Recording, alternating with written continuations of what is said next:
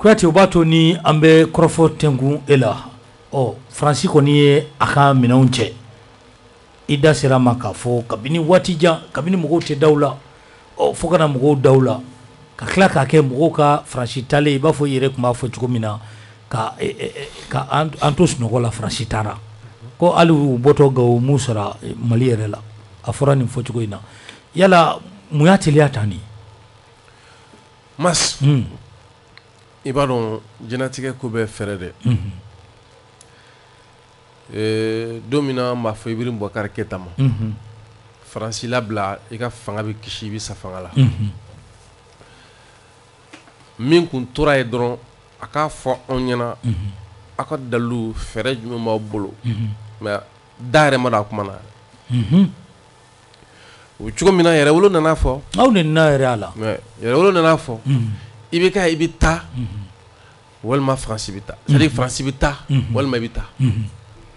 n'est-ce pas bon 10 janvier bɔli fɔlɔ e ka o ni i bɛ ka fanga binni jate minɛ ban a donni maa dɔw tun bɛ k'i kanto se jumɛn b'an ye ka taa ni Faransi dɔw y'a fɔ dɔw nana i kanto tugun ko se jumɛn b'an ye ka taa ni IBK ye ko anw jama damadɔni i bɛ yɛlɛ quoi parce que olu t'a dɔn o donni ma ko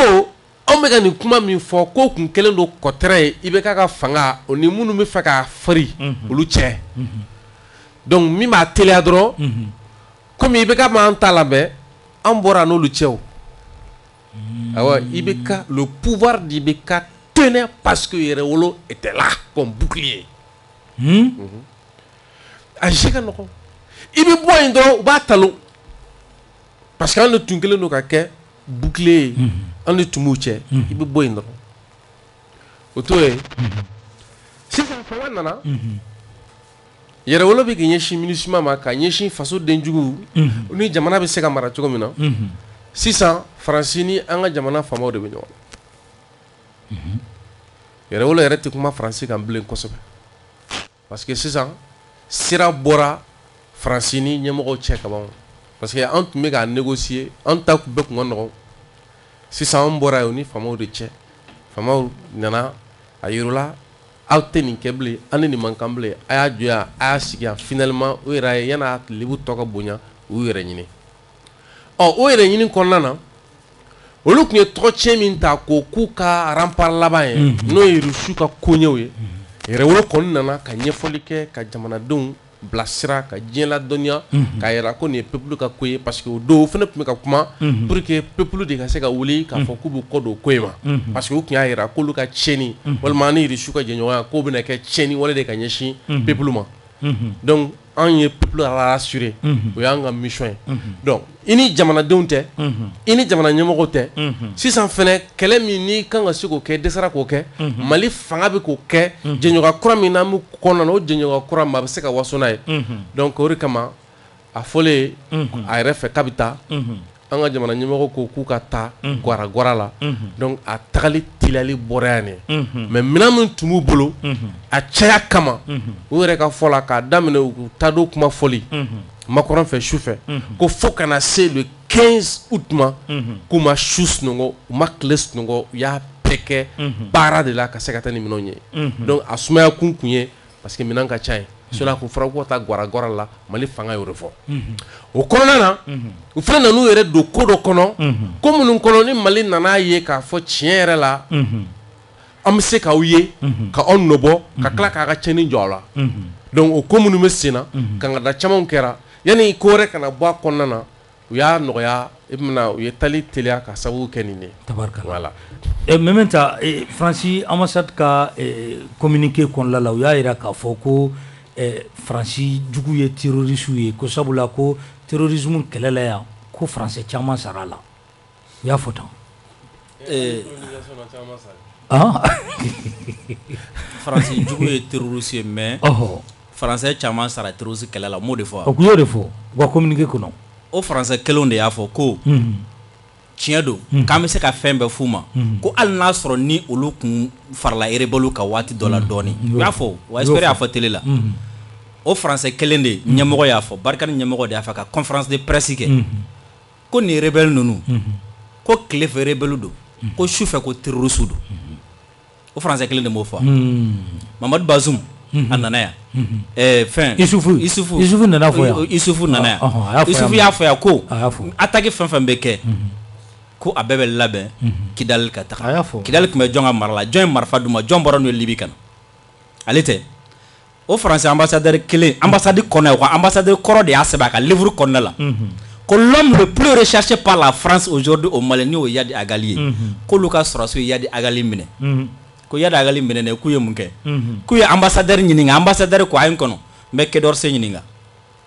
ko Quai d'Orsay ɲininkara ko a ye n kɔnɔ n bɛ Élysée ɲininkara ko Élysée ɲininkara ko Élysée ko bɔ k'a y'a bila Yadi kelen a sɛbɛnnen b'a ka livre kɔnɔ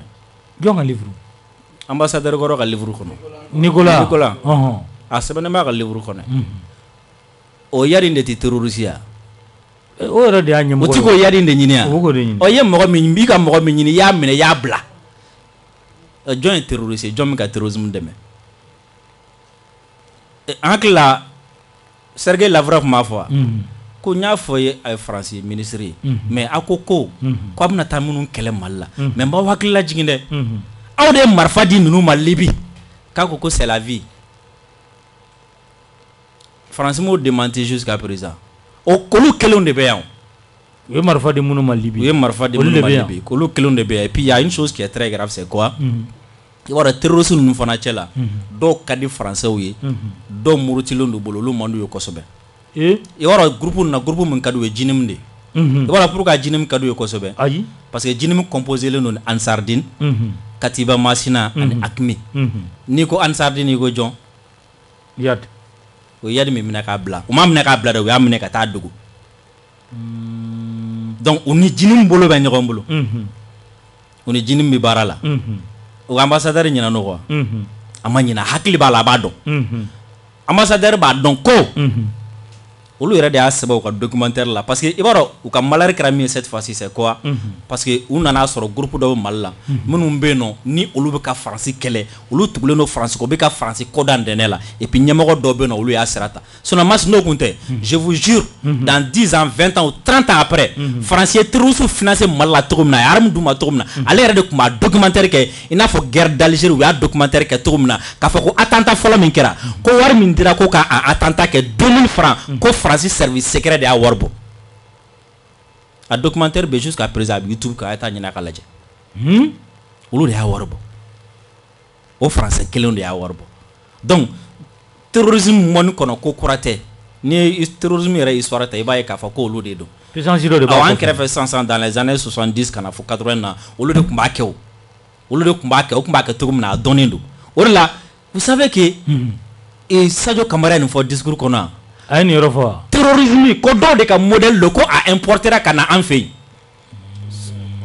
a y'a fɔ a b'a ka discours kɔnɔna la olu de ka fɛn dilannenw don u y'a importer ka na an fɛ yan sinon i k'u kun ko mɔgɔ ninnu bɛɛ a ye moment donné u ko JINIM ko a bɛɛ kun ye mɔgɔ 300 ye quelques mois après u nana k'a kɛra mɔgɔ 2000 ye 300 ayi o ye u bɛɛ faralen ɲɔgɔn kan mais JINIM de ma quoi quelques mois après u nana k'a kɛra 2000 ye olu de bɛ nin bɛɛ fɔ et puis e kan k'i yɛrɛ ɲininka sisan comment est-ce que France bɛ se ka JINIM compter k'a da dɔn k'a dɔn ko a bɛ 300 la ko a bɔra 300 la ka na 2000 la ka se ka Yadi Agali photo ta sanfɛ mais u tɛ se ka gɛrɛ k'a minɛ masi e bɛ se ka mɔgɔ compter cogo di k'a sɔrɔ e t'a cɛ la ou bien teri dɔ t'a cɛ la u ye Amadu Kuba fana faga a bɛ siɲɛ 5 6 bɔ a bɛ tila ka wuli vous savez France ye jamana min ye u bɛ baara kɛ cogo min na c'est-à-dire vous savez c'est des gens n y'a f'i ye n k'u man kegu et puis hali u ka jamanadenw yɛrɛ u t'u bonya i m'a faamu parce que n'i b'i ka jamanaden bonya i tɛ sɔn ka bɔ ka taga kuma dɔ fɔ i ka jabaranin yɛrɛ kan fo président b'a fɔ a ka discours la k'a sɔrɔ tiɲɛ tɛ mais mas mɔgɔ k'u hakili to min na o ye jumɛn ye k'a dɔn ko France de terrorisme ye an fɛ yan n'i y'u nacogo dɔn très simple i b'a faamu a dɔn ko ni France bɛ taga jamana o jamana kan ko service kelen de b'a tilan nin yɔrɔ 4 bɛɛ ni ɲɔgɔn cɛ n'o y'u ka comment dire la u ka agent de u ka service secret mɔgɔ olu de bɛ na étant journaliste u bɛ na étant humanitaire i m'a faamu u bɛ na tuguni étant militaire sur le terrain u bɛ nin bɛɛ kɛ et puis u bɛ tila ka na tuguni étant diplomate a bɛɛ bɛ bɔ cellule kelen de la donc o selile kelen mɔgɔ donc a bɛ k'i kɔnɔ ko ONG dɔ bɛ yen nɔ k'u bɛ ka taga comment dire la Menaka zone na ou bien k'u bɛ ka taga Kidal k'u bɛ ka taga furakɛli de kɛ mais non o tɛ dɛ u tɛ ka taa furakɛli la dɛ u bɛ taga marifa di de la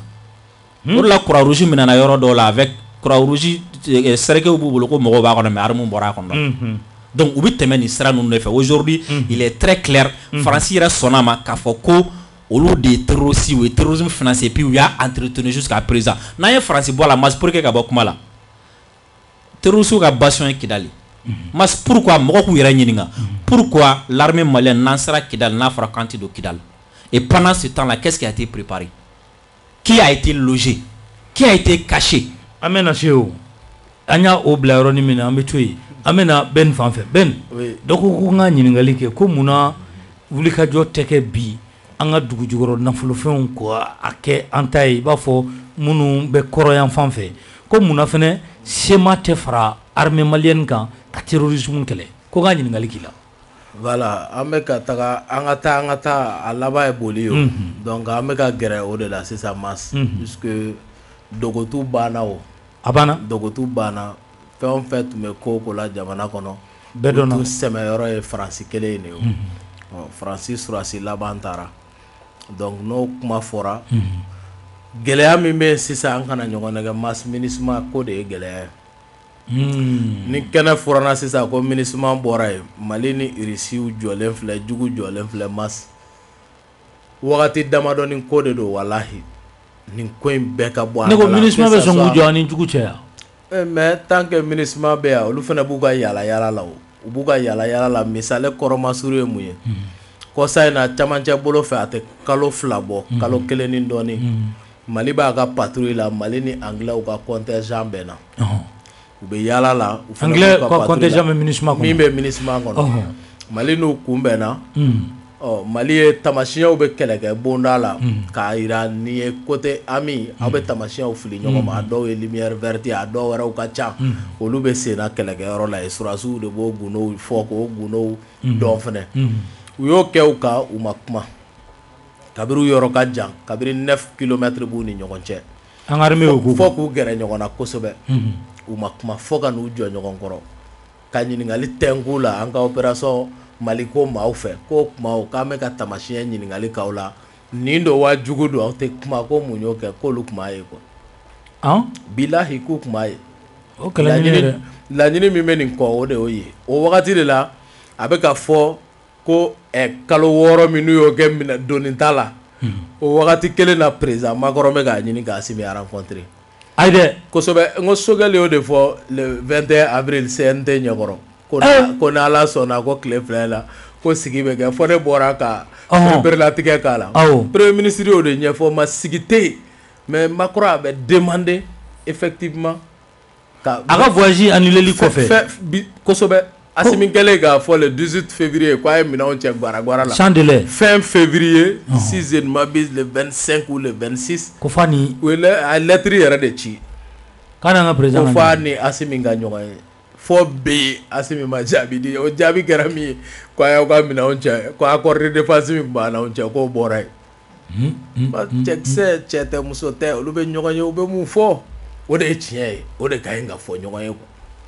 c'est pourquoi o y'o yɔrɔ ye mas ka MINUSMA to ni kɔfila jɛgɛya la halisa kɛlɛ ma jɛya bien vrai que bi min laɲininen don Mali ɲɛmɔgɔw fɛ ko MINUSMA surasi kelen kana bɔ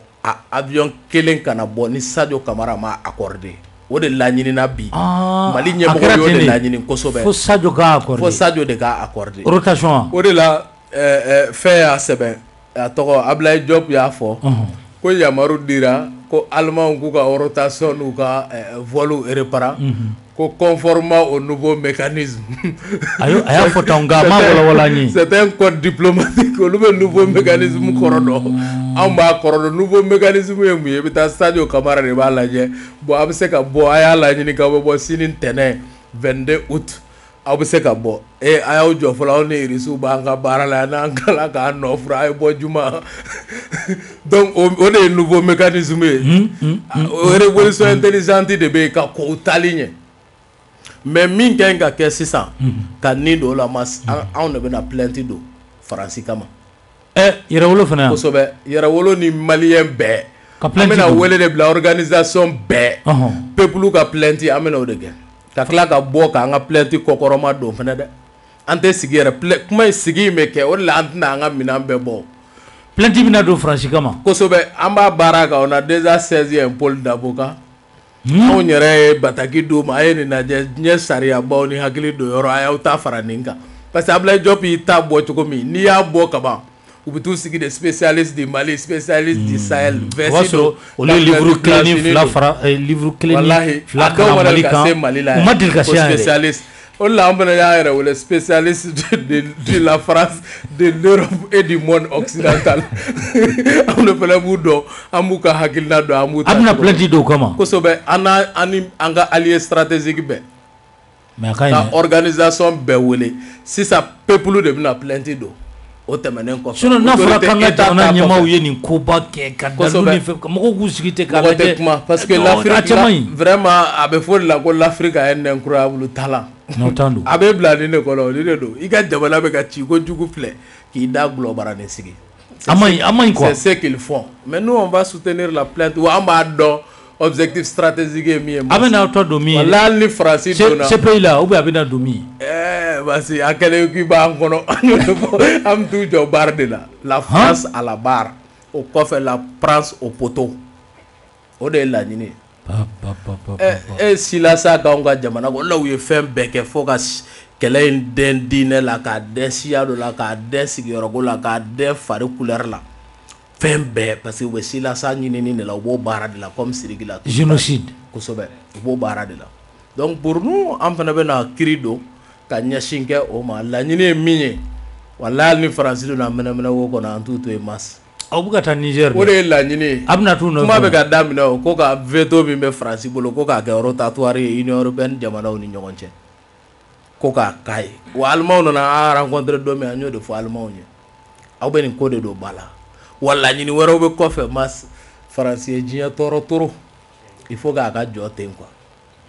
kosɛbɛ i ka ɲininkali tun ye jumɛn ye ka bɔ kuma la ɲininkali dugu jukɔrɔ nafolo ani sema mais maintenant ko k'u ye Yadi minɛ ka Yadi bila u ka ɲini fɛn tɛ Yadi ye o Yadi y'a kun ne k'o tɛ kɛ ni sababu tɛ Faransi ka ɲini fɛn tɔgɔ walahi u ka terroriste u bɛ ka min ɲini yɛrɛ yɛrɛ dɛ a tɔgɔ pétrole or diamant fer phosphate manganèse uranium et j'en passe nin bɛɛ de bɛ Mali a bɛ sous-sol de jukɔrɔ olu bɛ ka min ɲini an bɛ ka terroriste ɲini k'o bɛ dugukolo sanfɛ olu ka terroriste o bɛ dugukolo jukɔrɔ de c'est pourquoi a ye taa guaragara la avion bɛ wuli ko 50 ni kɔ u bɛ taa jigin sufɛ u bɛ jigin tile fɛ u bɛ doni dɔw fili ka bin terroriste bɛ t'o ta guaragara la ka tunu an bɛ taa ɲini ka dɛsɛ olu bɛ koli bila ka jigin a tɛ ye pendant ce temps k'aw bɛ minancɛ de la minancɛ i bɛ wuli Mopti mara la i bɛ taa jigin Gao mara la i bɛ taa jigin Tombouctou o wagati kelen dɔgɔkun kelen tɛ ban attaque bɛ k'o yɔrɔ la u ka mɔgɔw dogotu bɛ ka ban o de la n ko munna dogotu bɛ ka ban sema gɛrɛli Mali armée la minnu ta bɛ kɛ minnu bɛ kɛ objectivement an ye kɛlɛ kɛ plus de 10 ans mais en tout réalisme c'est pas possible u bɛ kuma min donna an da an nɛgɛnna Faransi fɛ a tɛ se ka kɛ o jamana tɛ Mali ye o mɔgɔw bɛ tubi ta u bɛ segin u kɔ baara min bɛ se ka kɛ Mali kura hakilina kɔnɔ an b'o baaraw waleya ka bɔ kuma la ni n ko dogotu banna kɔsa in na Kɔna mara la o dafɛ dugu dɔ la u taara bin dugu dɔ kan k'a dugutigi minɛ u taatɔ n'a ye jatigɛ papali bolo ma a ye crise piqué ko dusukundimi tun b'a la a tor'o la o su dɔ yɔrɔ la u seginna ka na dugu in na ka maa 60 de minɛ jeune ɲɛmɔgɔw muso ɲɛmɔgɔw alimami ɲɛmɔgɔw u bɛ minnu wele ko terroriste o maa ninnu i bɛna a dɔn yɔrɔ min na ko tɔgɔ fɔra ko terrorisme mais acte min kɛra ye banditisme ye i bɛn'o ye yɔrɔ min na mas u seginna ka na fɔ de ko dugutigi banna Jagadi de ma ko donc ko jaga bɛ bɛn $2,100,000 ma ko fo de ka sara pour que u ka ni mɔgɔ 60 bila u mana mugu ci la dɛ i bɛ dugutigi minɛ yɔrɔ yɔrɔ k'o bila mɔbili kɔnɔ n'o ni bɛ b'i bolo e mana fagali la o sinon a ka so ye i tun b'a jɔ a ko ba ye u nana maa bi yɔrɔ minɛ o wari o dugu maa minnu bɛ Bamakɔ yan olu n'a ye ɲɔgɔn ye u ye musaka in bila ka taa dɛ musaka sera ye walahi u ye mɔgɔ ninnu bila u y'u kana bila ten wa o mɔgɔ ninnu yɛrɛ a dɔw la u b'u dɔn dugu kɔnɔ yen yɛrɛ nin ye banditisme de parce que dogotu banna u tɛ mɔgɔ faga yɛrɛ t'u ka objectif ye bilen musaka ɲini de bɛ parce que dɛmɛbaga jɔnjɔn o y'a ka kasa kuru o kow de bɛ sen na donc pour dire que an bɛ ka taa gɛlɛya fiɲɛ bɔ yɔrɔ de la o de ye tiɲɛ il faut k'an ka sɔn o ma a ma ban dɛ nka caman kɛra halisa a tɔ bɛ kɔ. Kuyate a bɛ san 4 san 5 bɔ e ko Faransi bɛ silasa de la génocide o kumana dalilu dɔ tun b'e bolo min bɛ ka fɔ bi yan. Mas i ye nin fɔ a mɛnna dɛ. Mas man ta ye kuma dɔ fɔ Faransi ka DGSE directeur kɔrɔ a ye kafa dɔ bɔ kafa min kɔnɔ a ko le soleil ne se lèvera plus à l'est c'est-à-dire que ko kɔrɔ tile tɛna bɔ bilen kɔrɔ fɛ a bɛ livre bɔ wagati min na a ko munna maliyɛnw tigiw yɛrɛ ɲininka y'a ka hakili bɛ yɔrɔ jumɛn ko y'a ka hakili bɛ sécurité min kɔnɔ bi a ka dɔgɔn farafinna jamana ɲɛmɔgɔ min b'o sécurité kɔnɔ tellement que ala kɔlɔsilen don et Faransi ka baara de don a b'a fɔ tan c'est-à-dire que ko maliyɛnw k'o ɲɛɲini quoi n'i y'an ka nin jamanaba in ta k'a lajɛ Christian Ourier ale gɛnna ka bɔ Faransi fɛ an ka jamana kɔnɔ parce que ale ko dɔrɔn ko Faransi bɛ ka jɛɲɔgɔnya min kɛ ni minnu bɔra Libi kana ko kɛlɛman kan o tɛ ambassadeur min tun bɛ yan reconquête daminɛ waati c'est ça Christian Ourier o Christian Ourier de nana fɔ ko Faransi bɛ taabolo min kɔnɔ c'est comme a kelen don a ye min labɛn Wuranda a kelen don k'o ɲɛsin Mali ma o de kama yɛrɛwolo b'a fɔ la France entre aide au Mali et aide au terrorisme constitue le maillon essentiel des forces qui détruisent la paix au Mali. France tɛ se k'a sɔsɔ parce que olu yɛrɛ ka taabolo kɔnɔna na n'i y'a ye ko ni Russie tɛ se ka jɛ ka baara kɛ ɲɔgɔn fɛ parce que olu fɛ yen il y a le bon terroriste il y a le mauvais terroriste. terrorisme ɲuman bɛ a juguman bɛ yen mais u b'an cɛ la c'est pourquoi hali plainte min bɛna kɛ peuple fɛ ani mɔgɔw dɔ bɛ fara ɲɔgɔn kan n'i ko k'i bɛ sɛbɛnni kɛ Faransi kan a gɛlɛya dan de don quoi c'est-à-dire qu'il faut être extraterrestre pour qu'il ka se ka sɛbɛn quoi. a t'u to yen a dama ka ta kɛ. mais a laban an bɛ ko de parce que bɛɛ ni ye min fɔ. u tɛ sɔn a ka sɛbɛn a kɔrɔ ko. mais n'a ko k'a sɛbɛn ko ex puissance coloniale mais bɛɛ ko ko e kumana ko ni ex do se k'a banna de mais maintenant ça a dun bɛ k'a fɔ k'u bɛ ka an ka jamana occuper. K'u bɛ k'an terroriser. mais politiciens de don wa minnu bɛ ka nin fɔ. a bɛɛ b'a la an ko vraiment aw ka nin tubabukan ninnu yɛrɛwolo mɔgɔ tɛ nin fɛn ninnu faamu soit tu es colonialiste soit tu es ex-colonialiste mais tu peux pas être à la fois les deux. a ka gɛlɛn tiɲɛ yɛrɛ la. donc o la n'i ye jateminɛ kɛ nin baara ninnu na fɛn camanba de bɛ yen min fɔra ka jɔ Faransi la ni Faransi ma se ka sɔsɔ o ye jumɛn ye Sadio ye min fɔ par exemple k'a fɔ ko kɛlɛ min kɛra Libi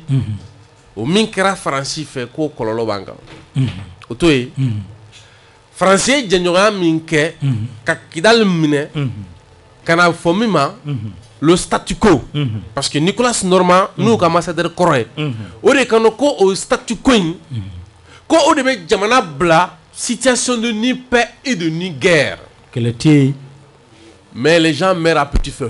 bɛn fɛnɛ tɛ yen. bɛn tɛ yen. mɔgɔw bɛ kɔni sa dɔɔni. donc o statu quo in ko ye marche arrière suicidaire de ye. bon Mahamadou Youssouf nana mun fɔ. ko Kidal est devenu un sanctuaire de terroristes. c'est que u bɛ lakɔgɔ yen u bɛ kolokolo yen u bɛ balo sɔrɔ yen dumuni bɛ d'u ma yen u bɛ labɛn yen ka sɔrɔ ka na tiɲɛni kɛ n'a b'o cogo la fo bi an nana minɛn sɔrɔ minnu bɛ se de façon scientifique ka dalilu sɔrɔ min b'a jira ko la France a travaillé en complicité avec les terroristes pour tuer la population civile pour créer une situation génocidaire au Mali pour déstabiliser l'état du Mali. Donc, n'an bɛ don minɛ i ko bi n ye kuma kɔrɔ minnu fɔra olu baaraw nana sariya kɔnɔ a bɛ fɔ ko fɛn min ye silasa ye o baara wɛrɛw jɔra Faransi kan o de kama Faransi ma deba k'a kan kaba kuma fɔli ni sisan cɛ mais a wagati u kun y'u dogo fanga kɔfɛ ko fanga ka kuma in lagosi i bɛna se maliyɛn dɔ ma k'a fɔ k'an ka nin kuma fɔ ko parce que n'an m'a kuma fɔ joona Faransi bɛna bɔ n'a ye k'a fɔ k'a b'a ɲɛsin anw ma u kun y'o baara daminɛ c'est pourquoi u nana fɔ ko an bɛ ka jɛɲɔgɔnya kura min kɛ ko bɛna wolo o de la o de kama u nana fɔ wagati kɛra peuple jɔyɔrɔ kɛra min ye o la bunti kɛlɛ la c'est vrai dire pas a bien communiquer mais mɔgɔ k'a dɔn ko nin guerre communicationnelle kɔnɔna na jamana kɔnɔdenw ka laseli o ye sariya belebele de bɛ se ka départager c'est-à-dire que a bɛ kɛ argument contre argument mais k'a départager o ye minnu yɛrɛ n'a fɔra ko le victime olu de ka bɔ k'a fɔ a ye nkalon d'an na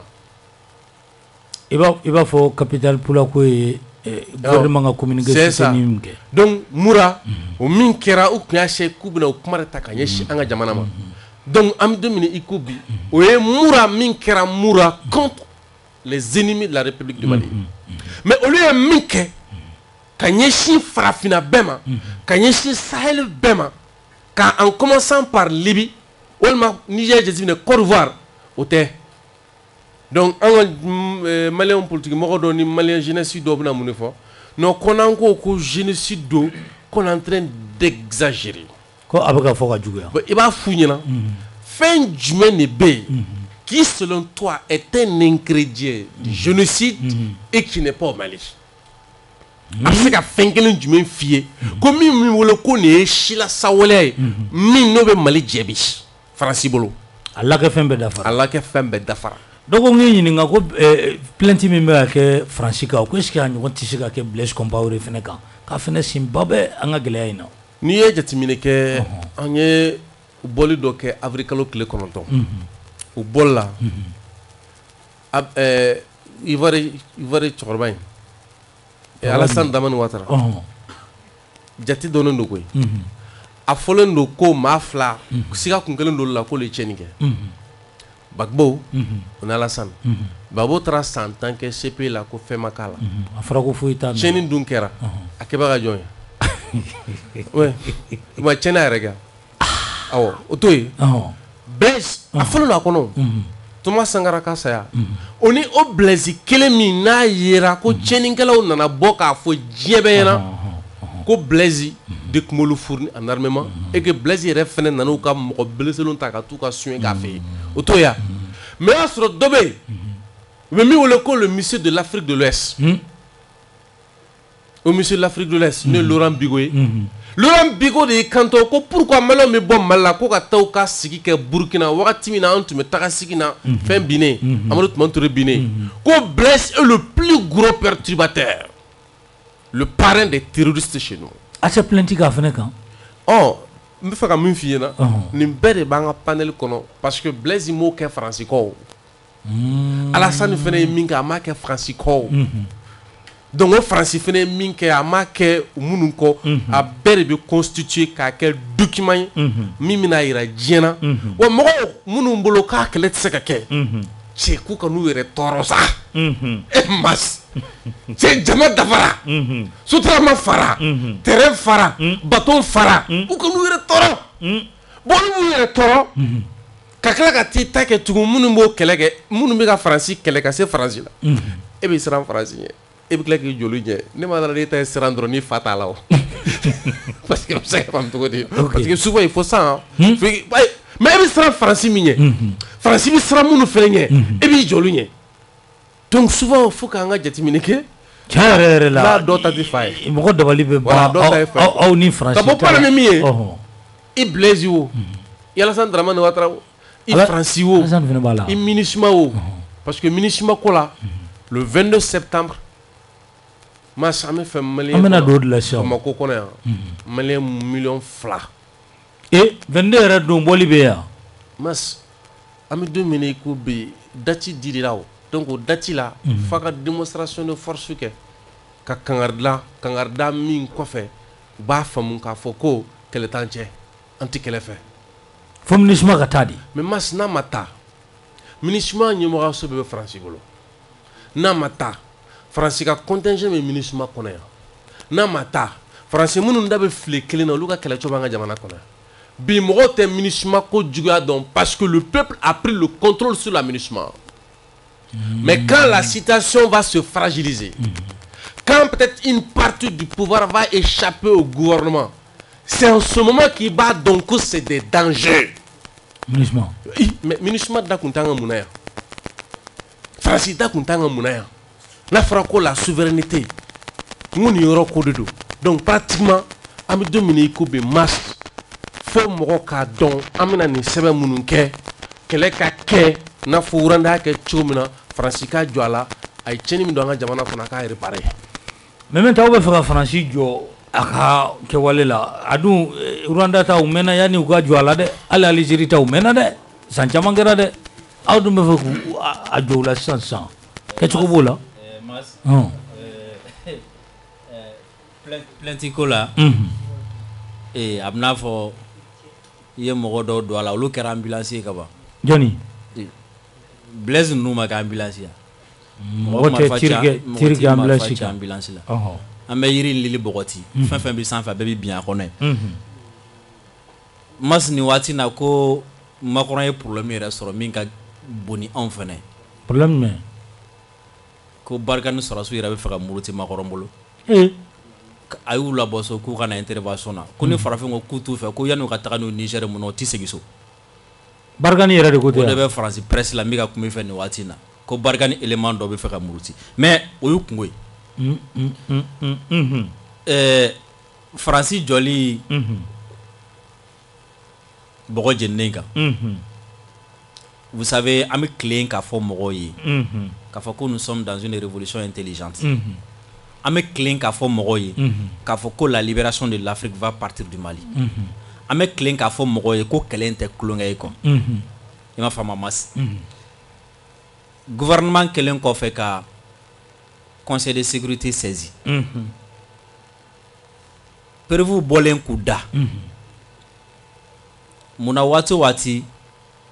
Faransi b'a fɔ an ka pouvoir ma ko illégitime et illégal. A fɔ nɔgɔyara sisan dɛ. Non mais munna o tun b'a fɔ. O fana ye ɲininkali dɔ ye. O kɔrɔ ye jumɛn. Ko jamanadenw tɛ nin na. Ɔ jamanadenw bɛ min na ni jamanadenw yɛrɛ y'o fɔ ko nin nɔgɔ t'o la tuguni. Mas an bɛna sira dɔ yira. Sira min b'a yira k'a fɔ ko farafin président caman ye u plein u ka salon kɔnɔ k'olu dɔrɔn de bɛ minɛ ka taa CPI la fɛn ti kɛ tubabu la. Mas an bɛna yira bɛ diɲɛ la k'o période fana c'est révolu o fana banna. Tubabu président yɛrɛ de bɛna taa sisan. Tubabu président yɛrɛ bɛna commencer ka wele bɔgɔ jeninen kan ou bien Nations Unies ko an b'a jɔ fɔlɔ an bɛ fɛn wɛrɛ ɲɛɲini ou bien CPI ko an b'a jɔ an bɛ fɛn wɛrɛ ɲɛɲini. Parce que preuve minnu bɛna taga plainte minnu bɛna kɛ. Mas a tɛ sɔsɔ. Ayi sɔsɔli tɛ dɛ. A bɛna da kɔnɔ de parce que vous savez fɛnw bɛ n'i y'a ye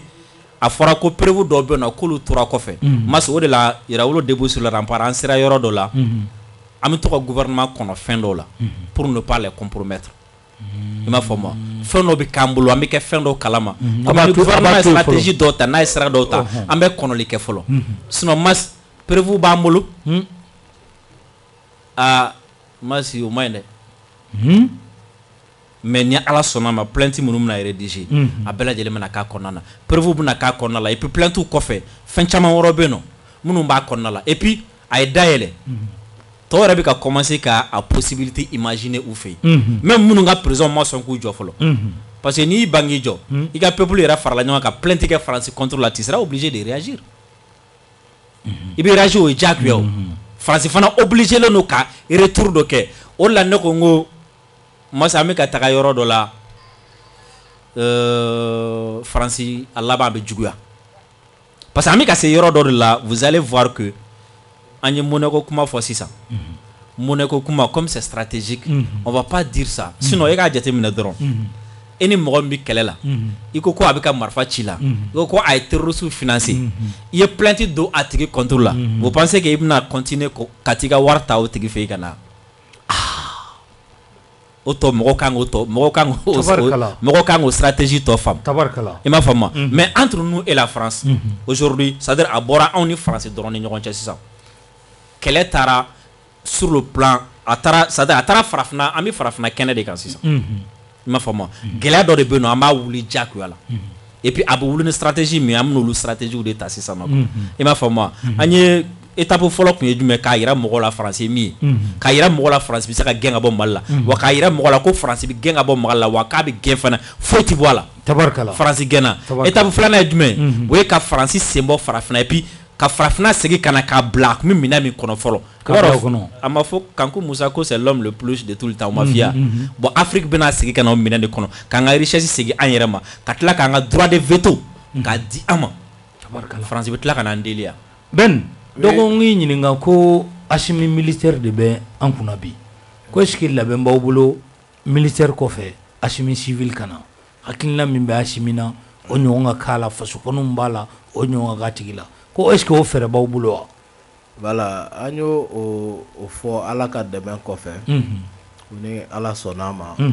France sako tɛ sigi anw ka jamana kunna tugun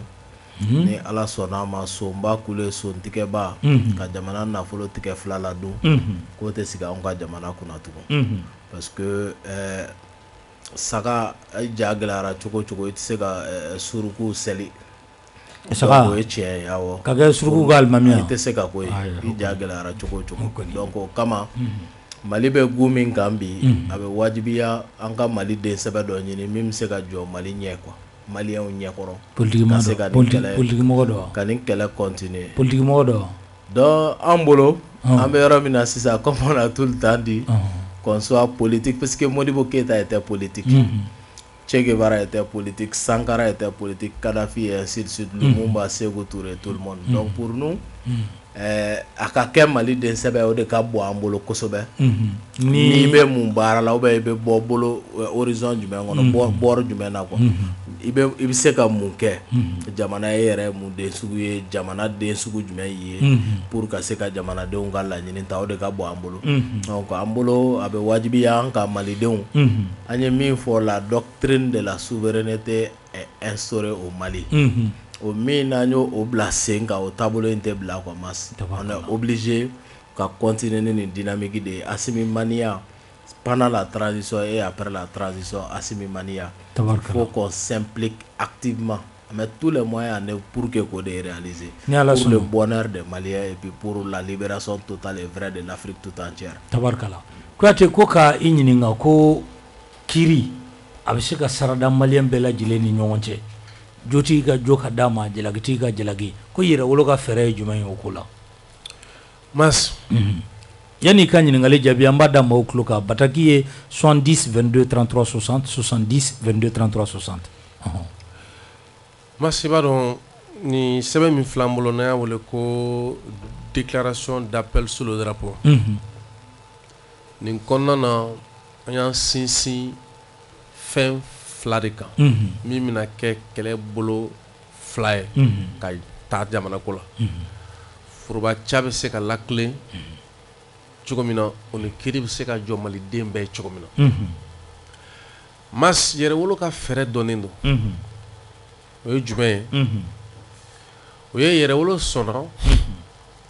ka jamanadenw ka dekun kiiriko ta fan na an bɛ don min i ko bi k'a cerner an bɛ se k'a fɔ a 90% gɛlɛya min bɛ mɔgɔw kan kiiriko ta fan fɛ Mas Mali tiɲɛko kiiri Maliyɛnw ti bɔ n'a ye ka caya mais n'i ye mɔgɔ caman ɲininka o t'a dɔn ko ka ca ni kiiri caman ye Mali kɔnɔ tiɲɛko kɛlɛ Mas i b'a ye ko Mali la yan ni tiɲɛko kiiri daminɛna duuruw ti bɔ n'a kuma ye ka caya mais i b'a sɔrɔ juges dɔw ni procureurs dɔw ni fanga tigilamɔgɔw dɔw bɛ min sɔrɔ tiɲɛ na i b'a sɔrɔ hali min yɛrɛ bolo k'ale ye caman sɔrɔ o m'o sɔrɔ a la yɛrɛ Mas tiɲɛ tilala Mali kɔnɔ yan juges fɛ k'a di mɔgɔ ma du lamɔden ka dudenw yɛrɛ to yen Mali dugukolo ko cɛ n'i donn'o kɔnɔna na a yira ko an ka jamana kɔnɔ an bɛ ka yan nɔ kuma fɛn bɛ tali kɛ Mamadu Kasugu de fɛ kiiri tigilamɔgɔw dɔw mago foyi tɛ service minnu bɛ jamana bolo n'olu ye service technique concerné olu ka sɛbɛnna u mago tɛ IGM ka sɛbɛnna u mago tɛ domine ka sɛbɛnna u mago tɛ urbanisme ka sɛbɛnna u mago bɛ min na dɔrɔn olu bɛ fɛ ka kɛ cogo min na ka k'o ye masi n'i bɔr'o kɔnɔ i b'a ye k'a fɔ Mali kiri n'a daminɛna a ti laban a ti ban de san 10 san 20 san 30 kiri yɛrɛwolo bɛ ka wuli ka jɔ min kɛ o ye f'u ka se ka siro danna kiri kana dama tɛmɛ o ka bɔ a la juge fana ka se parce que an bɛ ka baara k'o bɛɛ kan juge fana ka se k'a dɔn k'ale tɛ dugukolo dibaga ye a tɛ se sariya foyi tɛ Mali kɔnɔ yan ko min bɛ juge bila k'a ka dugukolo di mɔgɔ ma o tɛ yen o sariya tɛ yen a tɛ se ka kɛ o tɛ yen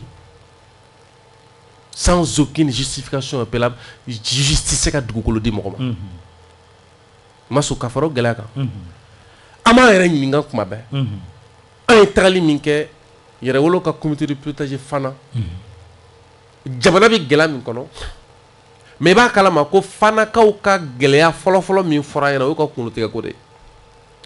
mais kabi Ala ka Mali kɛ Mali an m'a mɛn an tulo la an m'a mɛn an tulo la an m'a ye ko juge dɔw procureur dɔw nana fo ka fu siri fana kunkolotigɛko dan na au contraire cɛ cɛ wulila k'i b'i kɔkɔ da la u y'u kɛ o la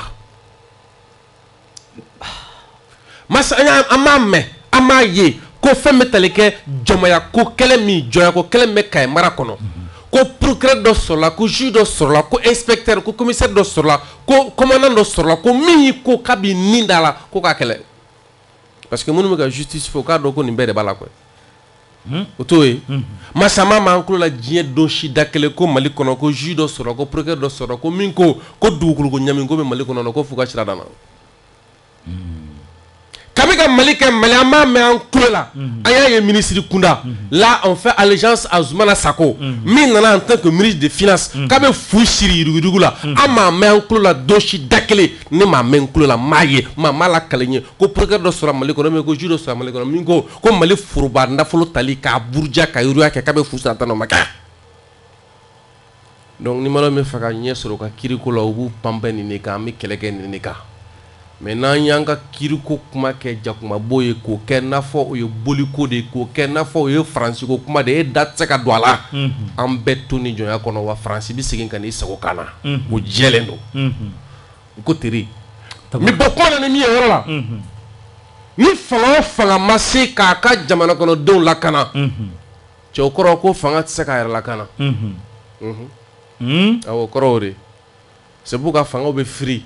a firi kun tɛ dɔwɛrɛ si ye parce que dɛsɛra ka jamanakɔnɔdenw lakana ni fanga ye jamanakɔnɔdenw lakana jamanakɔnɔdenw bɛ jɔ fanga ye mais ni fanga ye jamanakɔnɔdenw labila ka na siga la jamana bɛ firi parce que jamana sigilen don jamanakɔnɔdenw kamako de la awɔ o ka fɔ bɛɛ k'o dɔn mas yɛrɛwolo kelen don ka kiriko ta ba min na ne ma dala ni tɔn sigira Mali kɔnɔ tɔn min kelen don k'a ɲɛsin an ma ka taa se o kundama la kuma bɛ yen tabarikala merci fɛɛrɛ jumɛn de bɛ aw bolo Dirisa Mɛmɛnta ka MINUSMA ka gɛn parce que kumaba don dɛ an dun ye Kongo ta ye su yɛrɛ de bɔr'o la aw ko k'aw bɛ révolution intelligente de la yala o fɛɛrɛw ye jumɛn ye jamana caman na Faransi tun bɛ yen mais pour que k'a gɛn su bɔra yen mais an sera ka Faransi gɛn yan nɔ k'a sɔrɔ alhamdulilayi su ma bɔ aw ma gabakurun yɛrɛ ta non mais on l'a dit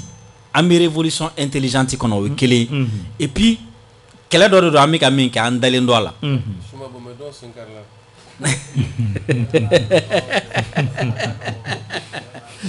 la d'accord o ye spécialiste ka kuma ye ne kɔni t'a dɔn mɔgɔ min sen kari la après a bɛ tila k'o tigi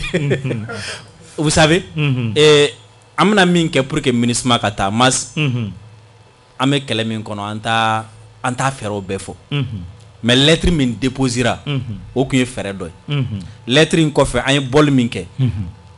le 5 août o tun y'a fɛɛrɛ dɔ ye mas an bɛna bɔli min kɛ le 22 o y'a fɛɛrɛ dɔ ye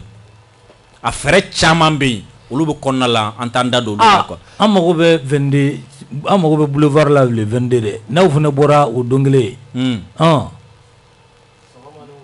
sɔgɔma ni wula don wa non mas a bɛ ɲɛ mas a bɛ ɲɛ sa mas président bɛ taa ye sɔgɔma dɛ mas sɛbɛkɛla fila sɛbɛkɛla fila bɛ ɲɔgɔn sɔrɔ 1 millimètre carré kɔnɔna na o bɛɛ b'u mago ɲɛ k'a sɔrɔ u ma kɛlɛ ka taa so i m'a faamu n'i ye tulonkɛlaw de bila yɔrɔ la u b'a fɔ ko f'u ka yɔrɔ d'u ma diyagoya mais sɛbɛkɛlaw bɛ ɲɛ k'a sɔrɔ u ma fara a la quoi donc mas fɛɛrɛ minnu b'an bolo an tɛna don fɛɛrɛ kɔnɔ détail la mais min maliyɛnw kan ka bɔ min kalama o ye jumɛn MINUSMA yɛrɛ sɔnn'a ma o bɛ yen o don na kunu an kɔrɔ n y'a ye MINUSMA ka page kan ko u taara an ka jamana dɔ la Mopti région dɔ yɔrɔ dɔ de don ko l'éducation des jeunes filles mas MINUSMA da éducation des jeunes filles u b'u da don o fana la mas o kɔni ye o dépravation de ɲɔ ɲɛli an ka jamana kɔnɔna la fo an ka lamɔ fo MINUSMA bɛ taga da don o la MINUSMA ye qui pour que k'a da don an ka lamɔ la an ma sɔn k'u accepter an ka jamana kɔnɔ raison pour laquelle an banu la wa raison pour laquelle faut ka taga parce que on peut pas continuer mas Mali bi niveau min na bi y'a ye et an danbew la gosira cogo min na y'a ye tiɲɛni min ka don jamana kɔnɔ cogo min na y'a ye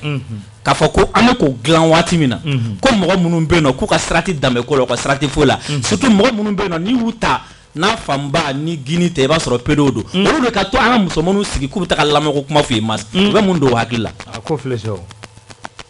u bɛ mun don u hakili la o ye ka taga an ka danbe tiɲɛ k'an ka lamɔ tiɲɛ k'an ka fɛn bɛɛ tiɲɛ mas o fɛn sugu ninnu ça peut pas continuer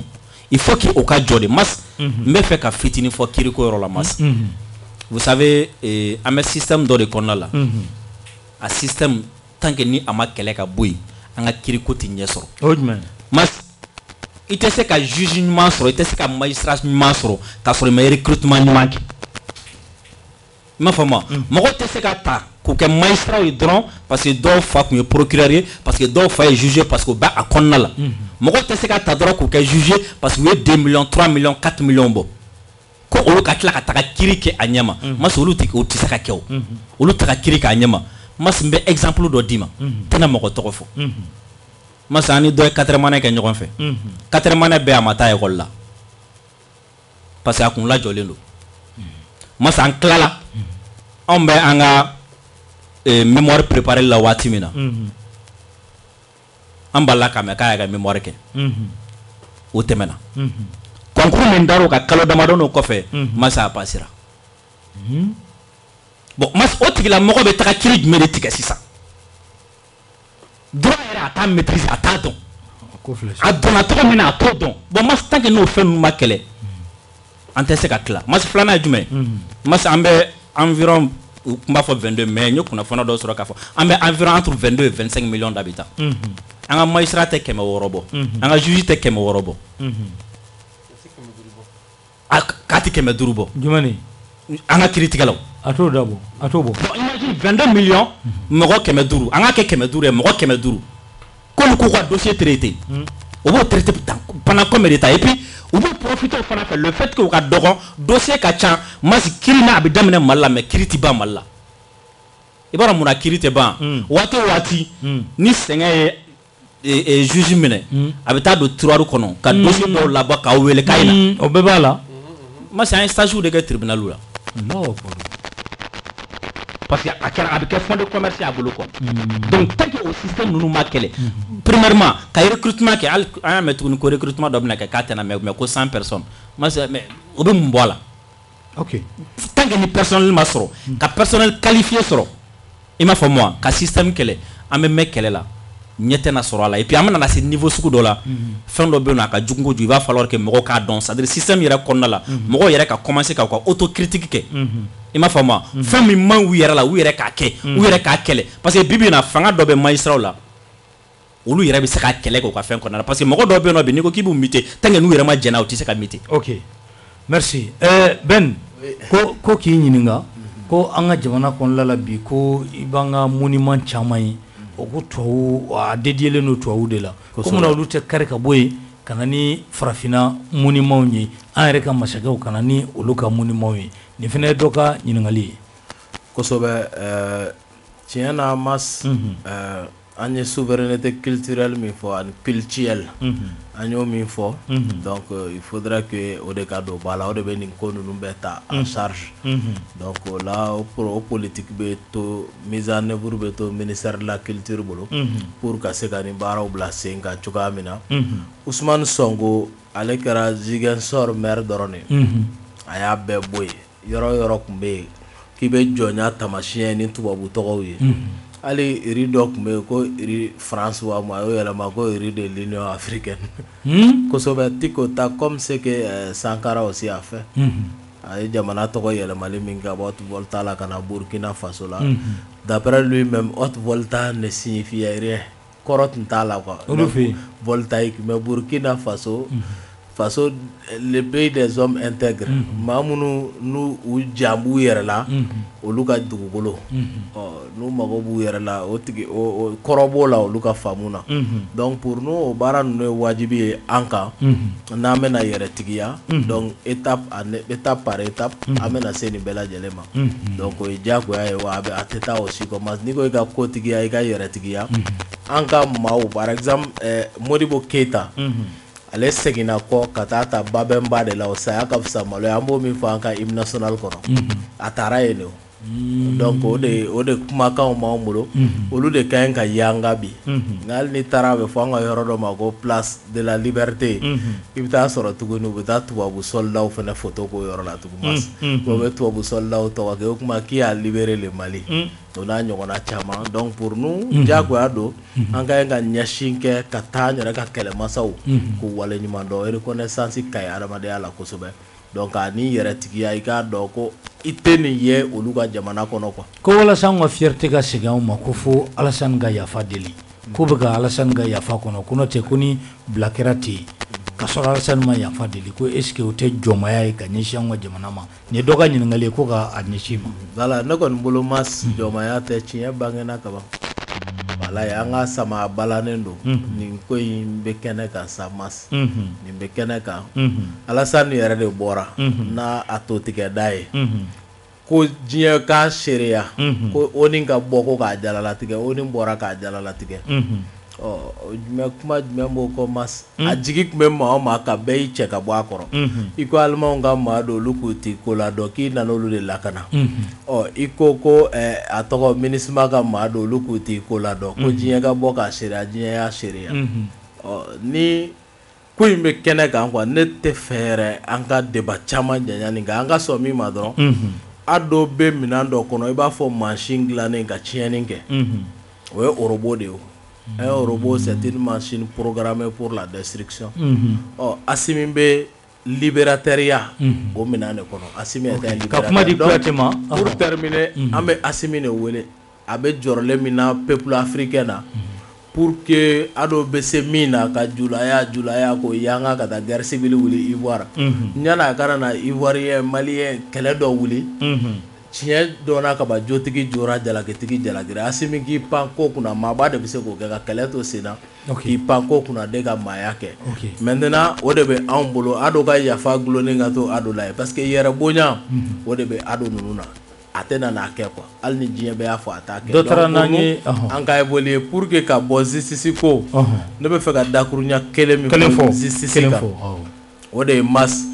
walayi ka sɔkɛ k'aw lamɛn dɔrɔn Assimi en tant que chef suprême de la magistrature Assimi k'aw lamɛn dɔrɔn proposition min b'anw bolo a ka nɔgɔn ni fɛn bɛɛ mas juge minnu nana u caman tacogow ma ɲa corruption ni fɛnw bɛ système de recrutement na u yɛrɛ nalen le système est corrompu il faut aujourd'hui ka toilettage yɛrɛ de kɛ an ka système judiciaire la Sidiki ni Mɛmɛta da magara la tribunaux bɛ hali bi i b'a mɛn ko Kati tribunal le o bɛ cercle commune 37 bɛɛ kiri bɛ kɛ yen de Kati kasobon jɔlen bɛ ko ka maa 400 bila a kɔnɔ i bɛ taa sɔrɔ maa 3000 ni kɔ b'a kɔnɔ mas o fana tɛmɛlen kɔfɛ maaw bɛ taa kaso kɔnɔ o dɔrɔn tɛ dɛ u tɛ kiri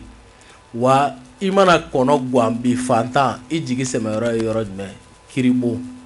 mais walahi n'i tɔɲɔna bi i bɛ siran yɔrɔ min ɲɛ o ye kiribon de jugew ka ɲi ka u jɔ o ka fɔ outrage ko kuma bɛ sen na kuma wɛrɛ bɛ sen na mas nka kiri kɔngɔ de bɛ malidenw na bi walayi et on s'est battu pour un état de droit fo de ka kɛ wa o bɛ se ka kɛ cogo min mas ko wuranda an kɛrɛfɛ Assimi bɛ se ka misali caman ta Paul Kagame kan o la a bɛ sago Paul yɛrɛ kan quoi Paul y'a kɛ cogo min bi anw tile bɛna 21e siècle de ma le siècle des multimédias micro min filɛ a bɛ se ka filmeli kɛ a bɛ se ka enregistrement kɛ téléphone b'a kɛ lunette b'a kɛ koli min bɛ don i kan na a b'a kɛ boucle b'a kɛ montre b'a kɛ fɛn bɛɛ b'a kɛ mas an tɛ juge 6 minɛ a bɛɛ ni ala cɛ o kan ko o ja yira olu ka kiiri k'u kiti ni k'u ɲangi ko maa wɛrɛ bɛ juguman kɛ mas walayi tabarikala ko circulation na ko 200 bɛ minɛ 400 bɛ minɛ taa kɛ wuranna i b'a bɔ polisikɛ b'a fara i kulo kɔrɔ parce que a t'a dɔn ko kuma na fɛ ko lanceur d'alerte ɲɛsinna ne ma bi wa a ka nɔgɔ système judiciaire bɛ se ka segukaw tulo banna Tɔnbukutukaw tulo banna ko Segu ligi ko problème b'a la k'i bɛ dɔ kalama la u y'a fɛn bɛɛ ci ma an bɛ ka étudier u y'a document bɛɛ ci ma an bɛ ka étudier yan'an ka se ministre des sports ma ni ala sɔnna dɔgɔkun in kɔnɔ an bɛ s'u ma ani segukaw yɛrɛ ka ɲi ka ɲɔgɔnya kuma la mardi o b'a sɔrɔ an tilala étude la n'an n'olu ye ɲɔgɔn mardi ni ala sɔnna jeudi an bɛ se ministre des sports ma pour que bingali min b'a kɔnɔ o bɛ se ka bɔ a kɔnɔ minnu ka ɲi ka bila u ka hakɛ kɔnɔ u bɛ bila a kɔnɔ cogo Kuyate ɲininkali damadɔ tɛnkunin don i fɛnɛ la ko pour que i ka kɛ yɛrɛwolo tɔnden ye jamana in kɔnɔ yan ko a bɛ kɛ cogo di nin ye dɔ ka ɲininkali ye fɔlɔ mas o ka nɔgɔn yɛrɛwolo QG bɛ yen komi numéro bɛ maaw ta bɛ tila ka numéro di minnu bɛ contacter ni bɛ yɔrɔ min na sinon a ka nɔgɔn ni o ye numéro sɔrɔ ou bien ni ye yɛrɛwolo tɔnden ou bien i mana mɔgɔ mɔgɔ sɔrɔ coordinateur bɛ yen représentant bɛ Mali kɔ kan n'i y'a fɛn fɛn sɔrɔ an ka se k'a ka kulu sigi walima n'i y'a fɛn fɛn sɔrɔ an ka se ka bɔ ɲɔgɔn kalama olu de bɛ mɔgɔ bɛ don a la ka da i yɛrɛ ka kɛcogo kan ko k'i ɲininka ko est-ce que jamana bɛ se k'a ka yɛrɛma hɔrɔnya sɔrɔ ni i ka kan t'i bolo wa ko k'i ɲininka o la mas an kun y'o jaabi bɛɛ min kun ye caman fɔ la i b'a dɔn ne yɛrɛ ye Ngo kalanden ani Ngo karamɔgɔ hali bi dimanche an tun bɛ ɲɔgɔn kan an bɛ ka sɔrɔlaw ɲini n'o ye parce que mɔgɔ caman bɛ kanko in fɔ maliyɛnw ma bɛn kanko in na parce que dɔw bɛ ka kanko in fɔ mais kan sɛbɛnni ko o t'olu ka ba ye dɔw bɛ ka kanko fɔ kan kalanni an ka kalanyɔrɔ la o t'olu ka ba ye dɔw bɛ ka kanko in fɔ olu bɛ k'a kɛ kan bɛɛ ye m'a faamu donc o bɛɛ gɛlɛya de b'an kan mais an bɛ fɛ ka min fɔ mɔgɔw ye dɔrɔn yaasa an b'an da don kanko la an ka kan sɔrɔsiw ɲini a cɛdenw mɔgɔw ka taa Ngo kalan mɔgɔw ka taa kalanw kɛ n'o tɛ u k'a faamu fɛnɛ kanko bɛ minɛn min fɛnɛ kɔnɔ u ko baaraw kɛ an b'o baaraw la an b'o baara la cogo min na an b'a dɔn bi jamana faamaw fɛnɛ b'a dɔn ko kanko bɛ maliyɛnw bolo ba la mais kanko b'u bolo ka da yɔrɔ min na f'u fɛnɛ ka mɔgɔw ɲini olu ka don a kɔnɔna na parce que an bɛ ka kanko kuma fɔ an ɲɛ b'a la minnu yɛrɛ bɛ ka sɛbɛnniw kɛ i b'a sɔrɔ olu tɛ kanko baara kɛbagaw ye parce que an gulonnen don denafila la mais denafila bɛ ba jumɛn de kan kanko la ka taa se jamana kunkanko ma mɔgɔw bɛ ka kanko min fɔ u bɛ k'a bila minɛn jumɛn de kɔnɔ i b'a dɔn o yɔrɔ la fɔnko ɲɔgɔnkanw bɛ yen mais mɔgɔw ka don a kɔnɔ yanni sariyaw bɛna ta parce que ni sariyaw taara u bɛ se ka dalen to yen an bɛna wagati jan kɛ sinon hali kanko k'a fɔ an k'an ka kan ta k'a kɛ bi an ka constitution in kɔnɔ a b'a kɔnɔ dɛ min filɛ an bolo a b'a kɔnɔ a b'a kɔnɔ a fɔlen b'a kɔnɔ mais mɔgɔw tɛ baara kɛ n'a ye parce que mɔgɔw tɛ kanko lihala kalama donc an bɛ don min na i ko bi kanko in n'i y'a ye k'a fɔ an bɛ ni kɛlɛ in na a sera ka ɲɛ sɔrɔ kanko in jɔdaba de b'a la mɔgɔninfin yɛrɛma hɔrɔnya yɛrɛ dɔrɔn tɛ hali k'i ka dɔnni sɔrɔ ka wasa i ka kan de bɛ se ka dimi voilà ko mun de bɛ ka kɔnɔ ni Kidali tɛ kɛ an ta ye bi ko k'i ɲininka o la i b'a dɔn an tun bɛ jɛɲɔgɔn dɔ kɔnɔ accord défensive dɔw kɔnɔ ka taa se o accord défensif fɛnɛ nana i sɛmɛ accord d'Alger la comme accord d'Alger fɛnɛ nana i sɛmɛ Faransi ka position na donc o kɛra sababu ye Kidali donni ko balanw donna la mais Ben bɔra k'a fɔ ka kuma kɔnɔna na Faransi ka accord de défense ani Mali cɛ la o kun kɛra sababu ye jamana kun taala fila de ye k'a daminɛ Segu n'an bɔra Segu kɔnɔ dɔrɔn a bɛɛ Faransi ta ye ala tɛ se ka pan ka taa sɔrɔ a ma yamaruya di i n'a fɔ Shekeli tun b'a fɔ cogo min na donc o bɔlen filɛ nin ye o bɔlen kɔfɛ fɛnɛ a yera ko minnu y'u bolonɔ bila sɛbɛn na olu bolonɔ bilalen sɛbɛn na olu kun kɛlen don k'u kalifa Faransi la donc Faransi fɛnɛ kun kɛlen don ka Kidali ta ka di dɔw ma parce que o bɛɛ de tun b'a ka position kɔnɔ ka bɛ Serval ka na fɔ a ye nin fɛnw bɛɛ lajɛlen kɛ donc Faransi ka départ kɔfɛ sisan an bɛ ka min ɲini gouvernement fɛ o de ye puisque balan foyi tɛ yen bilen u ka fɛɛrɛ kɛ komi a yɛrɛ ko hali minnu yɛrɛ tun ye tiɲɛnikɛlaw ye olu ko gouvernement de bannen don ka taa donc sisan an ka Kidali minɛ komi a fɔra cogo min na Mamadu Yusufu fɛ tant que n'u ma kɛ an ka kɛlɛ jamana kɔnɔ batigi tɛ se ka na quoi voilà tabarikala halisa ɲininkali mais kiriko ta fanfɛ ma dɔ fɔ i b'a kalama ko ni jamana kiri jɔra ne ma dala ni maliyɛnw mɔgɔ bɛna jɔ kiri tigila mɔgɔ caman na dɛ ouais ni kiri ko kɛra k'a jɔra a bɛ ɲɛ bi naani ma parce que kiri bɛ na an ka jamana kɔnɔ cogo min na i b'o dɔn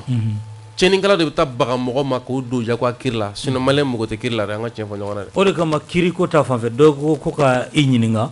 ko nationalité fila bɛ minnu bolo a tigi da sera ko Ben Katara k'a ko jamana wɛrɛ nationalité b'a bolo Mali fana ta b'a bolo ko olu bɛ ko o bɛ se ka kɛlɛ cogo di donna nataw la postubaw mɔgɔ kana bila yen nationalité fila bɛ min bolo nin fana dɔ ka ɲininkali ye a b'o fɔ k'a to jamana de kɔnɔ yan sinon n'i bɛ an ka jamana kɔnɔ i tɛ se k'o fɔ o ye kelen ye fila ni double nationalité de b'i la e yɛrɛ de y'o reconnu i y'a kɛ jamana min na n'o kiri wulili nɔfɛ c'est vrai i bɛ jamana min kɔnɔ o bɛ se ka don janfa la parce que jɛɲɔgɔn bɛ jamana o jamana ɲɔgɔn cɛ kiriko ta fanfɛ o i m'a faamu hali bi double nationalité tɛ dɛ ni a yera ko français dɔ i n'a fɔ Jean-Yves Le Drian c'est vrai bi français bɛ k'a protéger mais a ka nationalité française tɛ k'a protéger dɛ donc ko o tɛ maa kisi a y'i ti kisi i bɛ na bi kiri mɔgɔ kana kiriko in kɛ kulonkɛ fɛn ye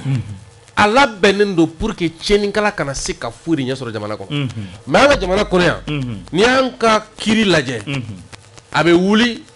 tiɲɛnikɛla de fɛ a 80% mais i b'a dɔn kiri fana jɛlen don tiɲɛnikɛla kɔfɛ k'a protéger à 80% m'a faamu i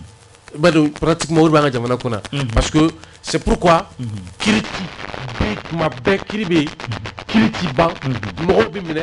hali ni mɔgɔ taara nkalon fu de la mɔgɔ minɛba fɛnɛ min b'a kɔfɛ fɛnɛ Asimi litre min cira Asimi a b'a kɔnɔ dɛ mana de dépôt ninnu caman ye fonds de commerce de ye hali ni fu fɔr'i ma n'i taara puisque e b'i ka honneur n'i ka dignité kɔ o ɲɛ siranɲɛ ma voilà o yɛrɛ b'a fu da la ko minɛli fu bɛ ko bilali fu tɛ bilali fu ye jumɛn ye i bɛ wari de bɔ pour que i ka bila hali ni nkalon da la ka fɔ a dɔnnen kɔfɛ k'i minɛna fu la i bɛ wari de bɔ pour que i ka bila ok voilà Mamata ko Macron kan kana Algérie ko hakilina jumɛn b'i la o la mas yan'an ka don yen nɔ fɔlɔ i ye problème dɔ créer plateau in sanfɛ yan problème jumɛn a ye Blaise tɔgɔ fɔ kibaruya cira masa na k'a fɔ ko Blaise a été admis clinique dɔ la sisan ye i tɔgɔ mɔgɔ ninnu to yen n y'a f'i ye n ko ambulance don Ala k'a nɔgɔya maliyɛn wɛrɛw b'a la an bɛ dugawu k'olu fana n tɛ n'olu tɔgɔ fɔ Macron ka Algérie taga Macron ka Algérie taga vous savez jusqu'à présent il n'a pas compris quoi parce que c'est quelqu'un il pense qu'il est intelligent il pense que avec ces mots là jusqu'à présent mais malheureusement avec a bolé ka taga a ka perte de là toujours quoi parce que min tɛmɛna u ni Algérie ni ɲɔgɔn cɛ o ka jugu ka tɛmɛ anw ta kan parce que u ni Algérie marifa ta ɲɔgɔn kama fo ka fɛn caman bɔ a la quoi et vous savez aujourd'hui Russie ye u menacé gaziko la k'a fɔ k'a bɛna gazi tigɛ et surtout ka Nord Stream 1 Russie ye menace dɔ kɛ k'u bɛna tigɛ tile 3 dɔ kɔnɔna na ko ka entretien dɔ k'a la quoi entretien tɛ c'est pour que ka fiɲɛ tigɛ o la et n'i ye gazi tigɛ Europe la nɛnɛ bɛ sɔn ka dadigi k'u la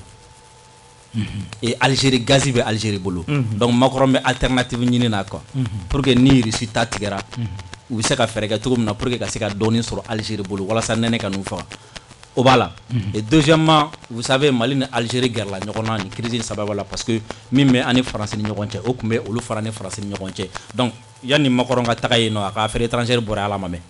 o fana taga yen nɔ quoi donc il essaie de jouer également sur ce plan parce que Macron bɛ fɛ k'a yira il a échoué Ukraine problème na Macron voulait montrer k'a yira lui ale est président mais il gère le monde quoi il m'a fɔ ma Ukraine a ma ne de bɛ ka Ukraine gérer maintenant ça va pas entre l'Europe et la Russie il va sortir également au nom de l'Union européenne kana Algérie fana kana fɛn dɔ ɲini nɔ tuguni quoi il m'a fɔ ma donc gaz ko ka bon a la kosɛbɛ ensuite Mali situation fana bɛ a la kosɛbɛ quoi il m'a fɔ ma parce que vous savez Russie ni Algérie fana ka surun kosɛbɛ Algérie ka armement caman bɛ yen nɔ i b'a sɔrɔ Russie de bolo la quoi i m'a fɔ ma donc c'est pour également jouer sur ces leviers là aussi ka se k'a lajɛ u bɛ se ka proposition minnu kɛ Algérie u bɛ se ka Algérie récupérer cogo min na u bɛ se ka Algérie utiliser cogo min na comment dirais-je la Mali contre la quoi donc a ka o tagali ninnu caman b'a la et puis après n'u sera ka u dɛn aussi ka se ka kuma ni terroriste minnu ye fana quoi oui an ma kiraliko ɲɛf'i yan minnu bɛ yen nɔ i t'u dɔn wa Algériens ka ca la i m'a faamu donc a bɛɛ jusqu'à présent ka préparation de kɛ comment est-ce que parce que vous savez France b'a dɔn peut-être Maliens caman de m'a dɔn halisa France b'a dɔn domina n'ale Mali perdu à 100% au don siga tɛ a la a ka ara mondial la a b'a perdu parce que n'a ye Mali perdu à 100% c'est l'Afrique a eu de perdu donc fɛn b'a to o tɛ kɛ France b'u wuli ka don da fɛ France kariyalen do bi Macron kariyalen do bi ka taga ŋunuma président wɛrɛ ye pour que a bɛ se k'a sago sɔrɔ Mali la parce que je pense que n'ale ŋunumana Mali ye o bɛna yira k'a fɔ ko il a perdu o bɛna yira k'a fɔ ko Mali ye sebaga sɔrɔ mais en cachette il est capable aujourd'hui ka taga ŋunuma président wɛrɛ hali ni min rang man bon kosɛbɛ pour que o bɛ se k'a dɛmɛ ka Mali déstabiliser et moi je suis sûr que Algérie tɛna bin a minɛ kɔnɔ raison pour laquelle waati dɔ la fana an b'an ka jamana ɲɛmɔgɔw wele diplomatie bɛ ka baara kɛ mais u ka continuer ka caman fara kan et puis ka tila ka maliyɛnw fana wele a ye moment donné an bɛ yɔrɔ min na i n'a fɔ bi jeu d'intérêt do keguya do quoi France bɛ se ka kɛ i n'a fɔ ale ni dɔ ka di kosɛbɛ pour que ka anw yɔrɔ janya o tigi la et c'est le moment k'a yira France fana la i bɛ ka taga yɔrɔ min na ye dɛ e cɛ an n'olu ye daraka don ɲɔgɔn fɛ i m'a fɔ ma o la u bɛ ka jeu min kɛ a jeu a bɛ tiɲɛ quoi mais an fana kana dimi dɔrɔn k'a kɛ dɔrɔn ah non attends France ta la Algérie pap non Algérie kɛra jugu ye fo ka non o ye bakɔrɔn ka laɲini dɔ ye quoi donc il va falloir que an ko o situation ninnu an k'olu faamu kosɛbɛ ka se ka olu gérer Ben ko accord d'Alger ko a application k'a bɛ niveau jumɛn na bi nin ye dɔ ka ɲininkali ye ani maa minnu bɛ yen n'u bɛ plasiw la k'a sɔrɔ yɛlɛma hakilina t'u la ko fɛɛrɛ jumɛn bɛ se ka sɔrɔ olu t'a la ɲininkali fila don accord d'Alger ye fɔlɔ ye accord d'Alger application k'a bɛ niveau jumɛn na bi application intelligente donc an bolo an b'an kun da koko la sa kɛ ka accord d'Alger lajɛ application bɛ cogoya min na an b'an kun da koko la k'o lajɛ donc o ye ne ka jaabi ye ka ɲɛsin accord d'Alger ko ma maintenant min ye administration ni jamana poste stratégique occupé do par les gens du système o kɔni o ye jɔrɔna ko ba ye mas yɛlɛma kɛra jamana sanfɛ legelege la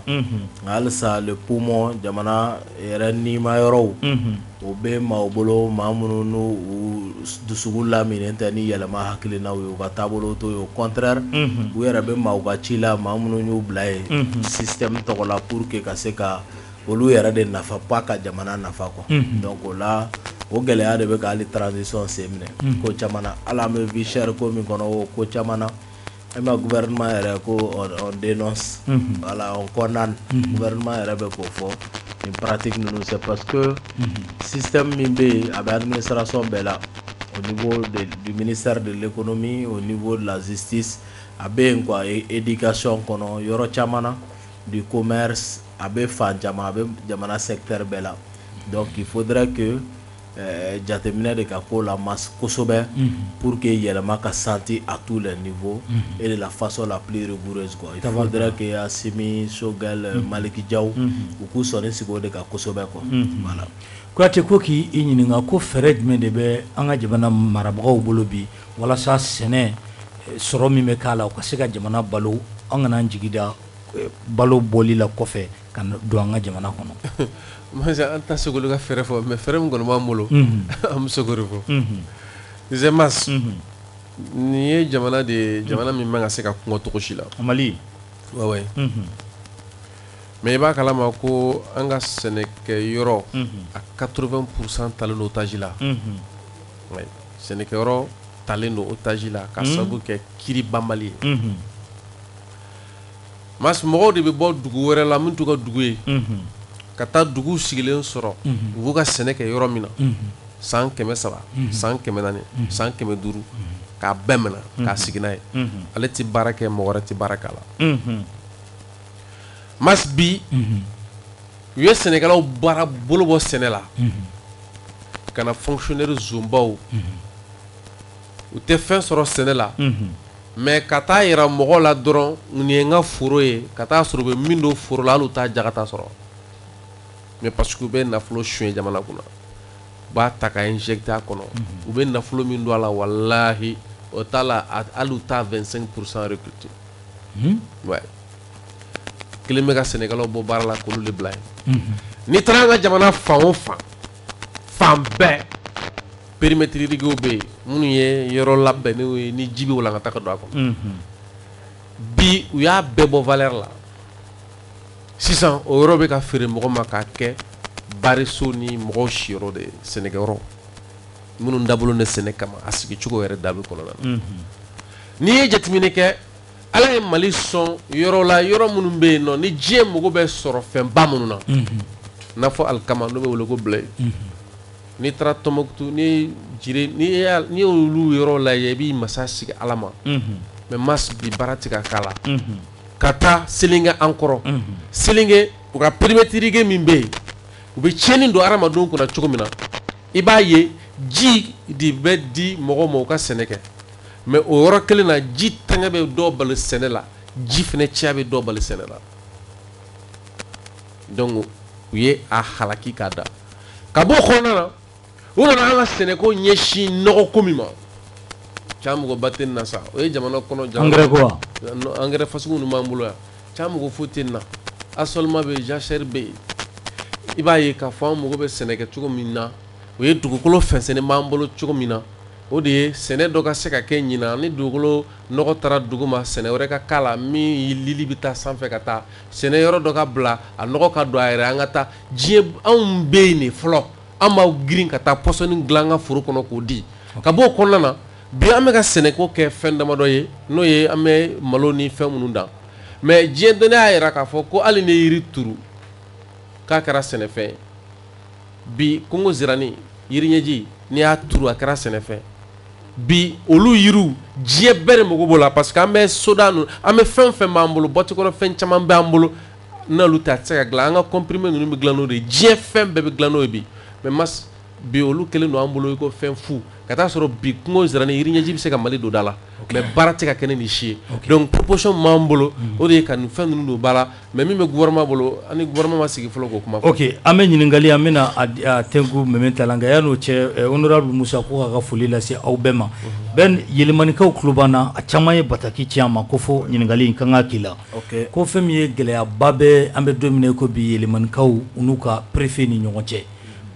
ka sababu kɛ impôt sarali ko ye ko cɛkɔrɔba dɔw yɛrɛ bɛ ka sɛgɛn a la u bɛ san 80 na k'u tɔɔrɔlen don bi kosɛbɛ ko yala ko i bɛ problème in kalama yɛlɛmanikaw ko ten n ye problème kuma mɛn mais n t'a kalama i t'a kalama je connais pas le fond du dossier mais n y'a kibaruya mɛn comme i y'a fɔ tan cogo min mais n t'a dɔn donc ni u sera k'u ka numéro ci kɔfɛ an b'u wele donc an b'a lajɛ an bɛ se k'a dilan cogoya min na an b'an seko kɛ donc n'u sera ka numéro ci o bɛ diya an ye kosɛbɛ sinon an t'a kalama mɛmɛ ta ko yala yɛrɛwolo kɔnɔ ko laɲini bɛ aw bolo ka ɲɛsin maaw ma minnu bɛ fɛ ka don armée la volontariat sira fɛ ka a ɲini faso fɛ komi yɛrɛwolo ye tɔnba ye walasa aw mɔgɔw ka se ka taa ko yala o b'aw ka projet la ko k'aw ɲininka o la. an bɛ min fɔ mɔgɔw ye dɔrɔn c'est à dire yɛrɛwolo ko la ni laɲini ninnu caman na ani lutte sociale ninnu fɛn caman na c'est à dire chaque mardi an bɛ kɛ QG la i m'a faamu donc fɛn caman bɛ yen nɔ mɔgɔw b'an sɔrɔ an b'a discuter o ye kelen filanan ye jumɛn n'a tila yɛrɛwolo de ye wele da a ka sortie officielle senfɛ k'a fɔ état k'a fɔ dɔrɔn ko a mago bɛ nin sɔrɔsi hakɛ la a b'a mobiliser k'a di état ma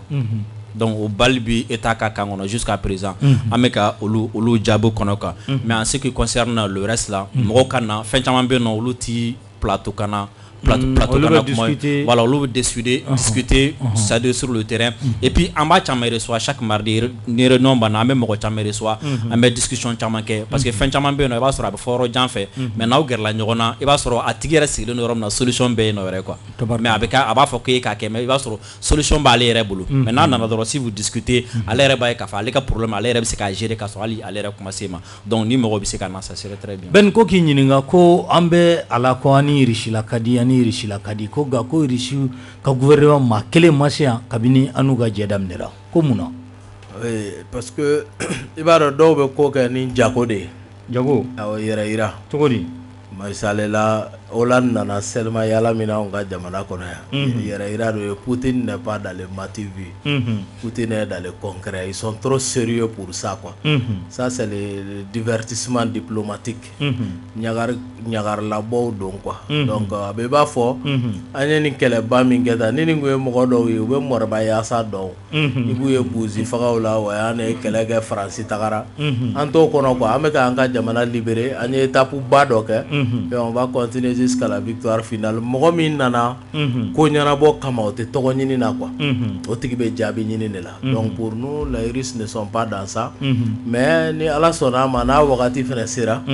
n'u ka ɲi ka se an ka jamana kɔnɔ par voie officielle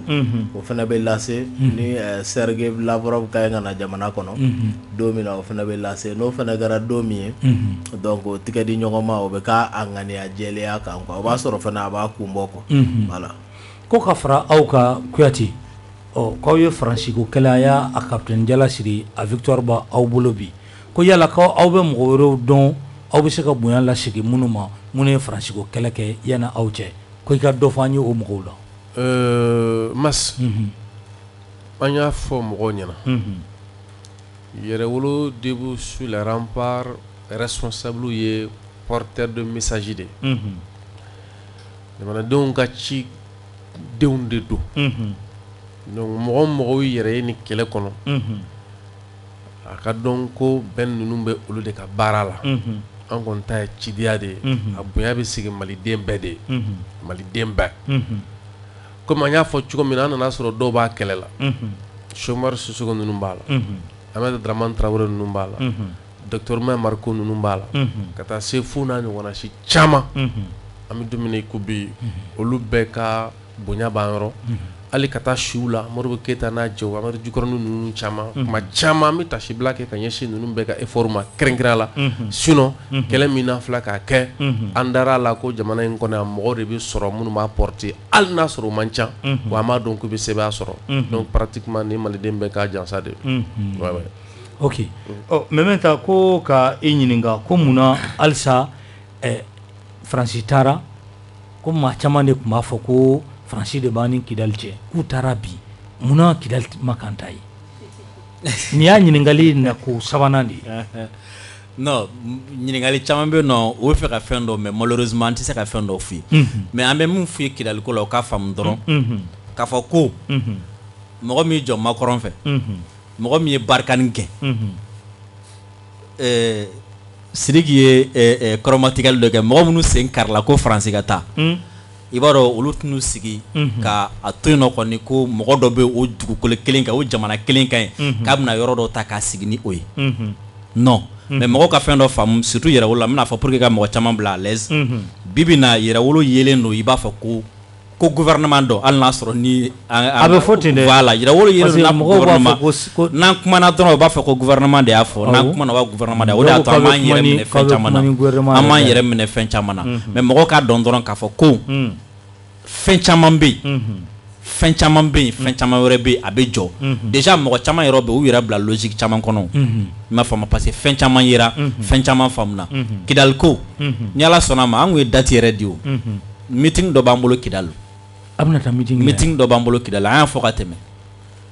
a kow bɛ yen donc mɔgɔ k'a dɔn k'a fɔ ko fɛn bɛɛ tɛ fɛn fɔta ye fɛn dɔ bɛ yen nɔ n'a fɔ waati ma fɔ n'i y'a fɔ i b'a tiɲɛ Ben ko walasa bɛn a bɛ sinsin halisa maliyɛn bɛɛ lajɛlen ni ɲɔgɔn cɛ ko est-ce que aw bɛ se ka wuli ka jɔ kɛ Docteur Umaru Mariko ye walasa jamana bɛ yafa a ma oui donc Mas nin ye dɔ ka ɲininkali ye an y'o fɔ nin kɛnɛ yɛrɛ kan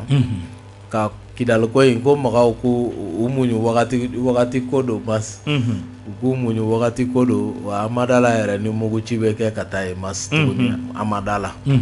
nka u k'u muɲu ko wagati ko don min ye Docteur Umaru Mariko ka ko ye donc an ka jateminɛ ye min ye mɔgɔ bɛ se ka bila fili la mɔgɔ bɛ se ka lafili mɔgɔ bɛ kuma dɔ fɔ i b'a sɔrɔ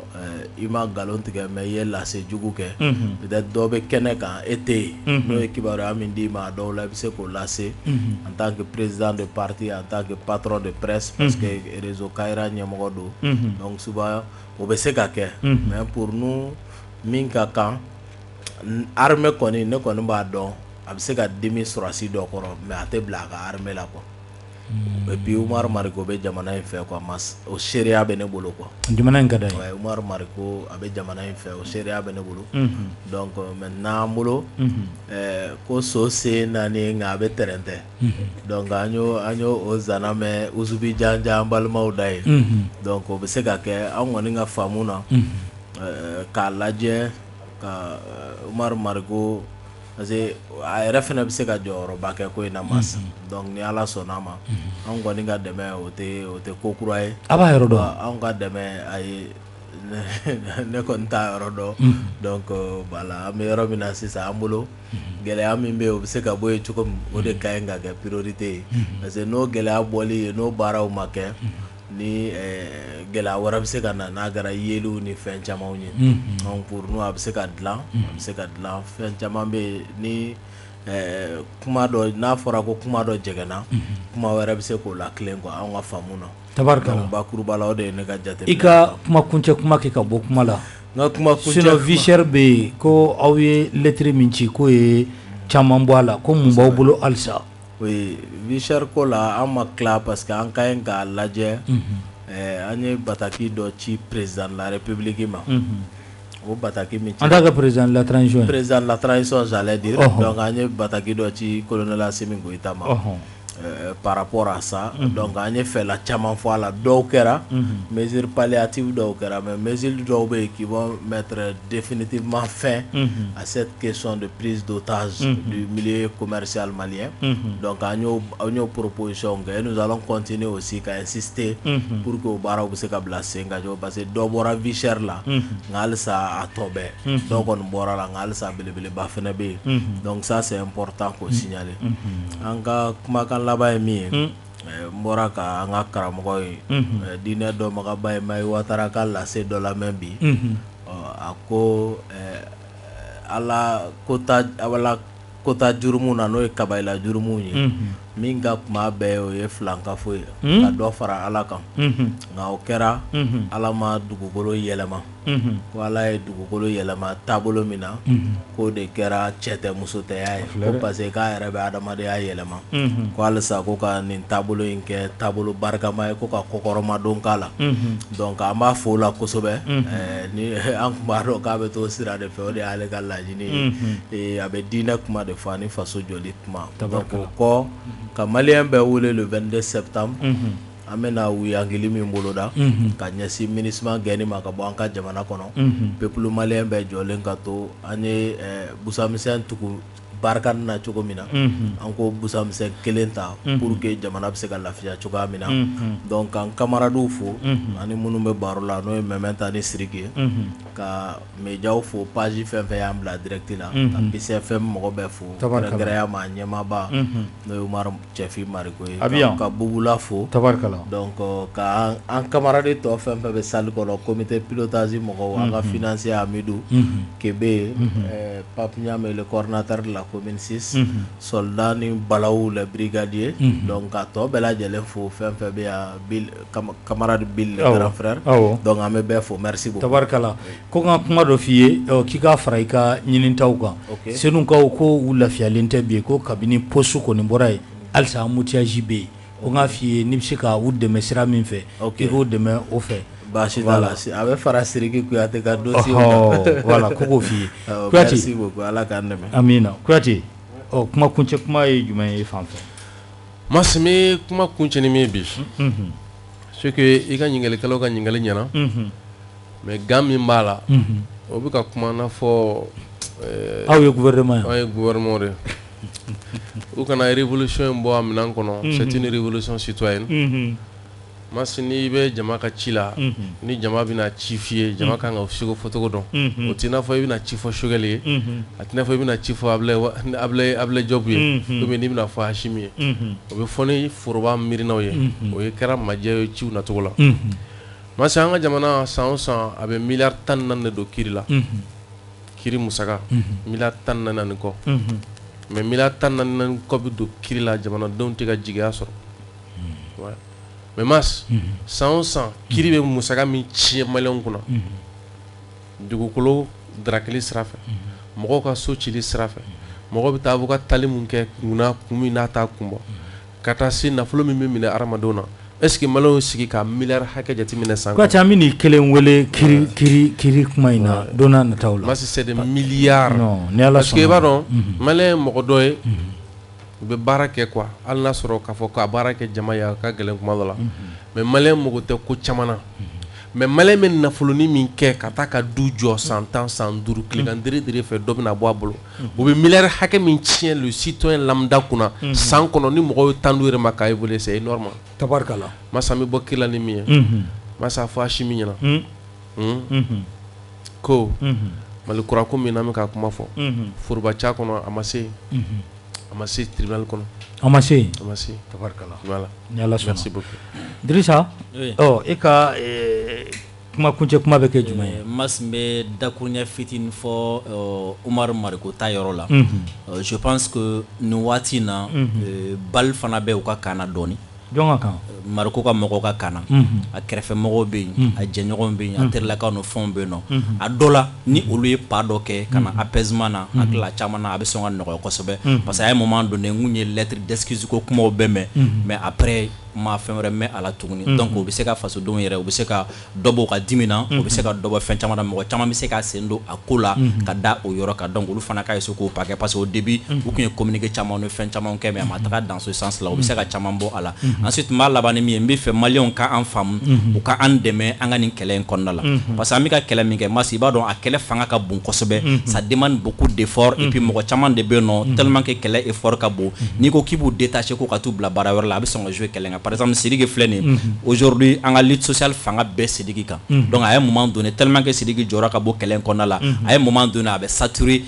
ko bɛna caya ma an b'a dɔn gɛlɛya bɛ mɔgɔ caman kan an b'a dɔn difficulté bɛ yɔrɔ caman na mais an ka priorité di kɛlɛba dɔw ma fɔlɔ an ka gɛlɛya dɔw bɛ yen an ka se ka olu ku gɛlɛyaba ninnu bɛ yen n'o banna waati min na fɛn caman bɛ yen an bɛ se k'o ɲɛ sɔrɔ sinon n'an ko k'an b'a bɛɛ ta ɲɔgɔn fɛ an b'an to lutte sociale kɔnɔna la an bɛ balo min na o y'a sɔrɔ Faransi seginna ka na tuguni o dun tɛ an si ka hɛrɛ donc mɔgɔw ka an faamu u ka an dɛmɛ a kɛlɛ la ni Ala sɔnna ma merci beaucoup jamukan in kɔrɔlen heure 2 don nka dɔ sababu la a kɛra heure 3 ye a y'o layidu ta n ye kabini waati jan k'a fɔ ko ni Yɛrɛwolodebu sur les remparts u bɛ plateau kan a bɛ kɛ heure 3 ye an b'a fɔ kosɛbɛ a tɛ fɛ a tɔgɔ ka fɔ an bɛ foli ni tɛnu an b'o lase a ma an tun bɛ page o page sanfɛ ka a bɛɛ lajɛlen fo nin wagati in na ka Peace FM lamɛnbaa bɛɛ lajɛlen fo ka fɔ Ala ka Mali kisi Ala ka an kelen kelen kunu wasalamu